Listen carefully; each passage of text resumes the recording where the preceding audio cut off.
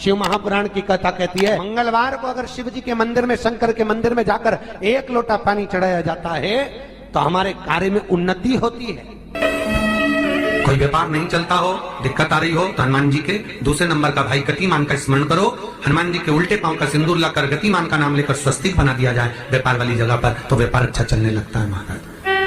कोई व्यक्ति पैसा खा गया, नहीं दे रहा, बहुत परेशान हो गए, मांग मांग कर दे गए, नहीं दे रहा, हाथ जोड़ लिए, पांव जोड़ लिए, सब कुछ कर लिया, नहीं दे रहा, तो हनुमान जी के तीसरे नंबर का भाई रतिमान, रतिमान, गतिमान रतिमान, रतिमान का नाम लीजिए। पीपल के पत्ते पर लाल सिंदूर से जो व्यक्ति पैसा लेकर गया उसका नाम लेकर बहते हुए पानी में अपनी कामना कर रतिमान का नाम लेकर छोड़ दीजिए। 15 दिन में रतिमान ऐसी उतावली मचाता है कि उसको हाथ जोड़कर वो खुद फोन लगाकर बोलता है भैया तेरा मैं पैसा लौटा दूंगा। रतिमान का स्मरण किया जाता है। रतिमान ध्यान दीजिएगा, हनुमान का एक स्मरण, पंचमुखी हनुमान का एक भाव। महाराज जैसे बहुत ज्यादा तकलीफ अगर व्यक्ति को हो गई है, बहुत कष्टमय जीवन चल रहा है, हार गए हर जगह से और तकलीफमय जीवन चल रहा है, तो पंचमुखी हनुमान का एक शिव महापुराण का और स्कंद पुराण का एक बड़ा सुंदर मंत्र है। उस मंत्र को आप सब एक बार हमारे साथ में बोलें। ओम नमो हनुमते रुद्र अवताराय सर्व शत्रु संहारणाय सर्व रोग हराय सर्व वशीकरणाय रामदूताय स्वाहा। बस इस मंत्र को हाथ में काली तिल लेकर, एक जौ लेकर और गूगल लेकर, थोड़ा सा उसमें गाय का घी डालकर, कंडे को या अग्नि को जलाकर इस मंत्र का 11 बार 21 बार जाप कर कर अपनी कामना कर कर छोड़ दीजिए। कैसा भी रोग हो, बीमारी हो, कष्ट हो, दुख हो, तकलीफ हो, 21 दिन के अंदर वो आनंद आना प्रारंभ कर देता है। इस मंत्र, स्कंद पुराण का, शिव महापुराण का ये मंत्र मूल पंचमुखी हनुमान सुख दे। और एक और चीज याद रखिए हमारा,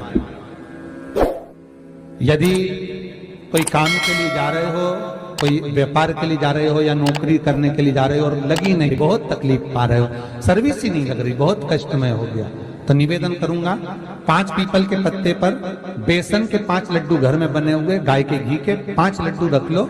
उस लड्डू के बीचों बीच एक आटे का दिया और उसमें तिल्ली का तेल डालकर इसी मंत्र का प्रयोग कर कर पंचमुखी हनुमान का किसी भी हनुमान के मंदिर में जाकर, दक्षिण मुखी हनुमान के मंदिर में जाकर उसको रख कर आ जाइए। इसके बाद आप उस काम के लिए जाइए, आपका काम सफल हो जाएगा। आपको किसी को नहीं कहना पड़ेगा कि हाथ जोड़ना नहीं पड़ेगा, किसी के पांव नहीं पड़ना पड़ेंगे, तुरंत काम होगा। बस इस मंत्र का स्मरण कर कर पंचमुखी हनुमान का भूतेश्वर जो मंत्र है वो सुख देने वाला। पूरे घर में वास्तु के हिसाब से केवल एक दीवार ऐसी होती है जहां पर हनुमान जी का चित्र लगाया जाए।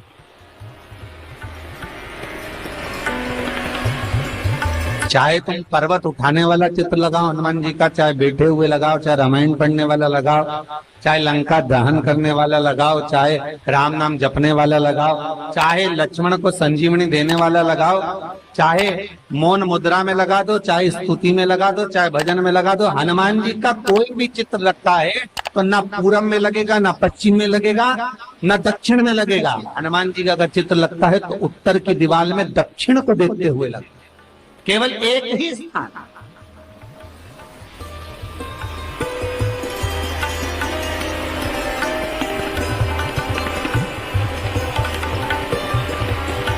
जैसे पूर्वजों के चित्र को, पितरों के चित्र को, गए हुए हमारे जीवों के चित्र को दक्षिण में विराजमान किया जाता है, उसी तरह हनुमान को उत्तर में विराजमान कर कर दृष्टि दक्षिण में कर दी।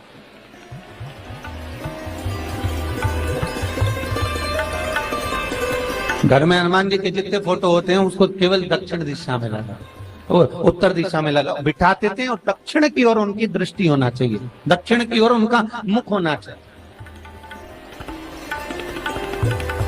क्यों? महाराज, अगर व्यक्ति के जीवन में कोई बीमारी आने वाली है, व्यक्ति के जीवन में कोई रोग आने वाला है, व्यक्ति के जीवन में अगर कोई कष्ट आने वाला है, व्यक्ति के जीवन में अगर कोई परेशानी आने वाली है, व्यक्ति के जीवन में कोई एक्सीडेंट का योग भी बनने वाला है, तो शास्त्र कहता है वो दिशा दक्षिण से ही बनता है।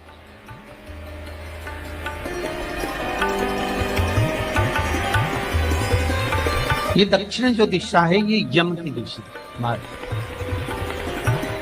यहाँ संपूर्ण परिवार के साथ यमराज अपने आनंद में निवास करते।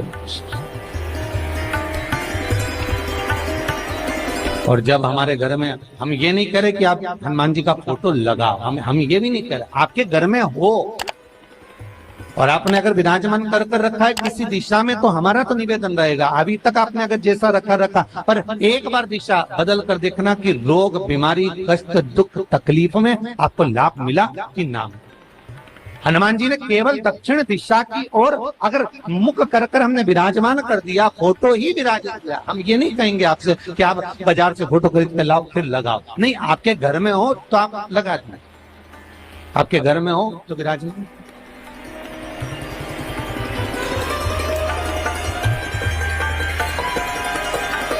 अच्छा, कितनी विपरीतता है वो भी आप जरा जानिएगा महाराज, कि शंकर भगवान के ऊपर जो जल चढ़ाया जाता है उसकी जलाधारी उत्तर में जाती है महाराज। भगवान शिव का जो जल जा रहा है वो उत्तर की ओर जा, और हनुमान जी को उत्तर में विराजमान कर मुख दक्षिण की ओर कर। क्यों? प्रबल दिशाओं में उत्तर और दक्षिण महाराज, ये जो दो दिशाएं, इनको साधने के लिए कोई देवता आगे नहीं। अगर इन दिशाओं को कोई साधने वाला है तो केवल एक देवाधिदेव महादेव ही हो सकता। काल का हरण करने वाला वो महाकाल ही हो सकता। शंकर का ही एक अवतार है हनुमान जी महाराज, रुद्र अवतार महाराज। हनुमान जी से कहा तुम दक्षिण की ओर दिशा पर संभालिए, शिव जी कहते हैं मेरा जल जब उत्तर की ओर जाएगा तो इस दिशा को मैं संभालू, चिंता ना करिए।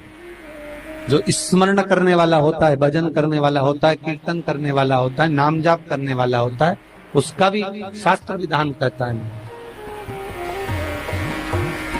उसका भी व्याख्यान वर्णन करता है कि जैसे एक दिशा के रूप में हनुमान जी महाराज को विराजमान कर दक्षिण की दिशा पर हम विजय, अर्थात रोग पर, बीमारी पर, कष्ट पर, तकलीफ पर हम विजय प्राप्त कर सकते। ऐसा नहीं कि ऐसा कोई रोग नहीं जिसकी दवा नहीं है, पर जब तक भगवान की कृपा नहीं होगी तब तक कोई औषधि मिल सकती नहीं, कुछ प्राप्त नहीं हो सकता।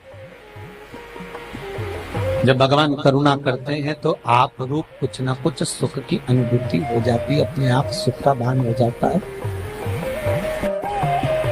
तो जैसे दक्षिण का जो स्वामी तत्व है, दक्षिण पर जो दृष्टि देने वाला श्री हनुमान जी महाराज है, इसलिए हनुमान जी को उत्तर की दीवार पर विराजमान कर उनका मुख दक्षिण की ओर रखा जाता है। वास्तु शास्त्र के हिसाब से, वास्तु नियमों के हिसाब से सारे फोटो कहीं पर भी लगा सकते हो, पर हनुमान जी का अगर फोटो तुम्हारे घर में है, हनुमान जी अगर तुम्हारे घर में विराजमान है, हनुमान जी का चित्र तुम्हारे घर में विराजमान है, तो उसका मुख दक्षिण का होगा, तो रोग, बीमारी, तकलीफ, कष्ट ये सब दूर हटते। कई लोग प्रश्न करते हैं, गुरुजी आप कहते हो कि हनुमान जी महाराज शंकर भगवान का एक अंश स्वरूप है, एक अंश। पूरी शिव महापुराण की कथा को उठाकर देखिए, स्कंद पुराण को, मत्स्य पुराण को, कूर्म पुराण को उठाकर देखिए। एक बाणासुर का चरित्र और एक श्री हनुमान जी महाराज का चरित्र बहुत सुंदर। शिव का एक अंश माता अंजना के तप साधना से शिव की प्रागट्यता और शंकर भगवान की प्रागट्यता से शंकर का स्वरूप प्रकट हो। इसीलिए तो कहते हैं शंकर सुमन केसरी।